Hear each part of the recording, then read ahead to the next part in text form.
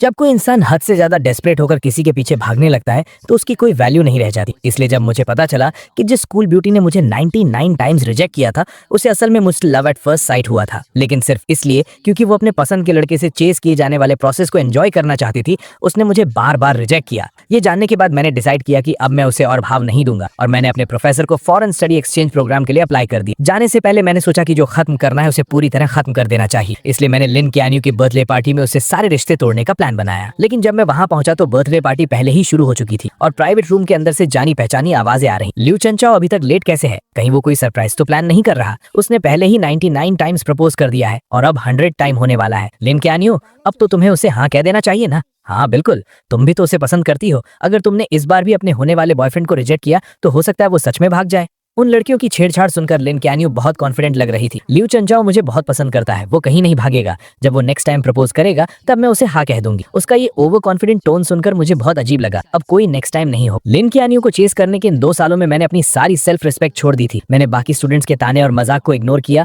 और हर रोज उसे खुश करने के लिए नए नए तरीके आजमाए, लेकिन मेरे सच्चे प्यार का कभी कोई जवाब नहीं मिला। मैंने कई बार गिव अप करने का भी सोचा और न जाने कितनी रातें अकेले रोते हुए गुजारी, लेकिन अगले दिन मैं फिर से हिम्मत जुटाकर उसके पीछे लग जाता था। यहाँ तक कि उसके करीब रहने के लिए मैंने उस फॉरेन एक्सचेंज स्टूडेंट प्रोग्राम को भी लगभग छोड़ ही गया था, जिसे पाना बहुत मुश्किल था। जब तक कि उस दिन मैंने गलती से लिन कैन्यू का फोन नहीं देख लिया। तब मुझे पता चला कि लिन कैन्यू को भी मुझसे लव एट फर्स्ट साइट हुआ था। उसने मेरा contact name dear husband save किया हुआ था और उसकी गैलरी में मेरी हजारों फोटोज थी। लेकिन ये जानने के बाद कि वो भी मुझे पसंद करती है, मुझे बिल्कुल भी खुशी नहीं हुई, बल्कि मुझे बहुत गुस्सा आया और सब कुछ एक मजाक लगने लगा। मैं थक चुका हूँ, मैंने हार मान ली है। अब मैं बस जाना चाहता हूँ और लिन कैन्यू की दुनिया से हमेशा के लिए गायब होना चाहता हूँ। जैसे ही मैंने दरवाजा खोला, रूम के अंदर की बातें अचानक रुक गईं। सबने बड़ी चालाकी से मुंह घुमा लिया और दूसरी बातें करने लगे, जैसे उन्होंने मुझे देखा ही ना हो। लिन कैन्यू ने भी अपनी ड्रिंक उठाई और गेम में शामिल हो गई। उसने एकदम कोल्ड सा फेस बना रखा था और मेरी तरफ देखा तक नहीं। मैंने उसकी तरफ देखा और मुझे मानना पड़ा कि उसकी एक्टिंग सच में कमाल की थी। पूरे रूम के लोगों के मुझे इग्नोर करने पर भी मुझे बिल्कुल बुरा नहीं लगा।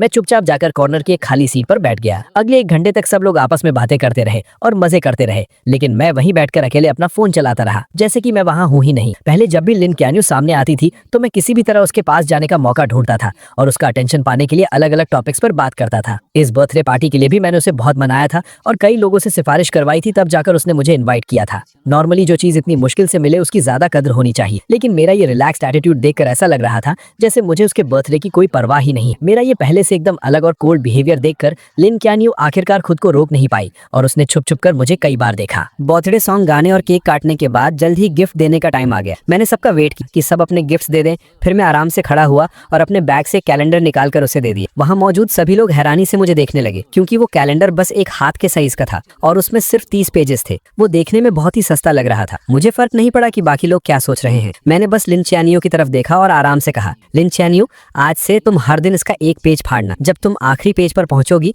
तो तुम्हारे लिए एक सरप्राइज होगा और वही मेरा तुम्हारे लिए लेट बर्थडे गिफ्ट है। ये सुनते ही उसके कुछ रूममेट जोर जोर से हंसने लगे। 100 टाइम प्रपोज करने का प्लान है क्या? तुम में सच में बहुत हिम्मत है। 2 साल हो गए और तुम अभी भी लगे हुए हो। तुम सच में चियानियो को बहुत पसंद करते हो ना? उनकी इन बातों को सुनकर लिन चियानियो ने भी यही सोचा कि ये 100th प्रपोजल का काउंटडाउन कैलेंडर है। उसके होंठों पर हल्की सी स्माइल आई, लेकिन उसने तुरंत उसे छुपा लिया और फिर से अपना कोल्ड फेस बना लिया। मैंने बस ये कहा था कि जब तुम 100 टाइम्स प्रपोज कर लोगे तब मैं इसके बारे में सोचूंगी। मैंने ये नहीं कहा था कि मैं पक्का हाँ कह दूंगी। मुझे पता था कि वो सब गलत समझ रहे थे। आखिरी पेज फाड़ने वाला दिन मेरे प्रपोज करने का दिन नहीं था, बल्कि वो दिन था जब मैं उसकी दुनिया से पूरी तरह गायब होने वाला था। मैंने कुछ एक्सप्लेन नहीं किया, बस हल्का सा हंसा और बोला, लिन कैन्यू, मैं इतने टाइम से तुम्हारे पीछे हूँ लेकिन तुम्हें इम्प्रेस नहीं कर पाया। मैं सच में जानना चाहता हूँ कि आखिर तुम्हारा आइडियल टाइप कैसा है। मेरे ये पूछते ही पूरा रूम शांत हो गया और सब उसकी तरफ एक अजीब सी नजरों से देखने लगे। लिन कैन्यू ने मेरी तरफ घूर कर देखा, कुछ सेकंड्स तक चुप रही और फिर धीरे से बोली, मेरा आइडियल टाइप। उसने अभी बात शुरू ही की थी कि बंद दरवाजा अचानक खुला और सबका अटेंशन उस तरफ चला गया। सबकी नजरों के सामने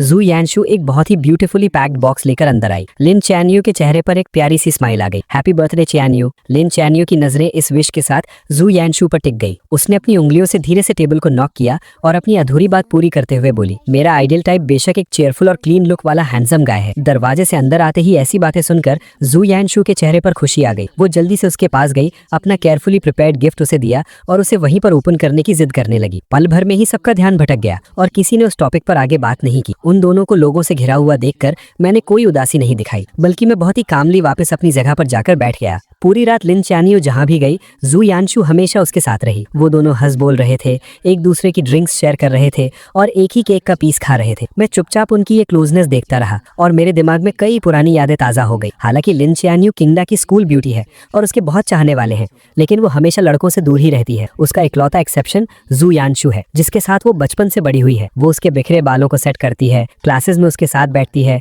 और उसका बैग उठाती है और उसके लिए दूसरे कॉलेजेस की लड़कियों से बैट लगाकर compete करती है। उसकी ये सारी स्पेशल ट्रीटमेंट मेरे दिन में कांटों की तरह चुभती थी। लेकिन सच्चाई पता चलने वाले दिन मुझे समझ आया कि भले ही लिन चियान्यू और जू यानशु बचपन के दोस्त हों, लेकिन पहले वो इतने क्लोज नहीं थे। जू यानशु पूरा दिन लिन चियान्यू के पीछे घूमती थी, लेकिन उसने कभी उसे भाव नहीं दिया था। मेरी एंट्री के बाद ही उसने जानबूझकर मेरे सामने जू यानशु के साथ क्लोज होने का नाटक शुरू किया था, सिर्फ इसीलिए ताकि मुझे जेलस फील हो और मैं उसे चेज करने के लिए और ज्यादा मोटिवेट हूँ। इसीलिए अब लिन चियान्यू को मेरे सामने ये सब नाटक देखकर मुझे सिर्फ हंसी आ रही थी। मैंने अपना ग्लास नीचे रखा, खड़ा हुआ और वॉशरूम चला गया। मैंने अपने चेहरे पर पानी के छींटे मारे, जिससे मुझे थोड़ा होश आया। मैंने अपने बैग से टिश्यू निकाला और चेहरे से पानी पोंछने लगा। मेरा चेहरा ढका हुआ था, इसलिए मुझे पता ही नहीं चला कि अचानक कोई मेरे पास आकर खड़ा हो। जब मैंने जू यानशु की वो अजीब सी ताने मारने वाली आवाज सुनी, तब मुझे एहसास हुआ कि कुछ गड़बड़ है। लोचेंजो, तुम इतने सालों से सिस्टर चियान्यू के पीछे पड़े हो, लेकिन उसने कभी हाँ नहीं कहा, और तुम्हारी इतनी हिम्मत कि तुम बेशर्मों की तरह इस बर्थडे पार्टी में भी आ गए। मैं तुमसे रिक्वेस्ट करती हूँ, वो तुम्हें बिल्कुल पसंद नहीं करती। क्या तुम्हें थोड़ी भी सेल्फ रिस्पेक्ट नहीं है? तुम बस एक सस्ते डेस्परेट इंसान हो। उसकी बातें सुनकर मेरे चेहरे पर जरा सा भी गुस्सा नहीं। मैंने बस उसे कामली देखा और पूछा, क्या तुम्हारी बकवास खत्म हो गई? जू यानशु को मेरे ऐसे रिएक्शन की उम्मीद नहीं, इसलिए वो कुछ पल के लिए हैरान रह गई। बिल्कुल नहीं। क्या तुम्हें पता है कि पूरा स्कूल तुम्हारे बारे में क्या कहता है? 99 टाइम्स प्रपोज करने वाला डेस्परेट कुत्ता। आखिरकार तुम भी एक स्टूडेंट हो,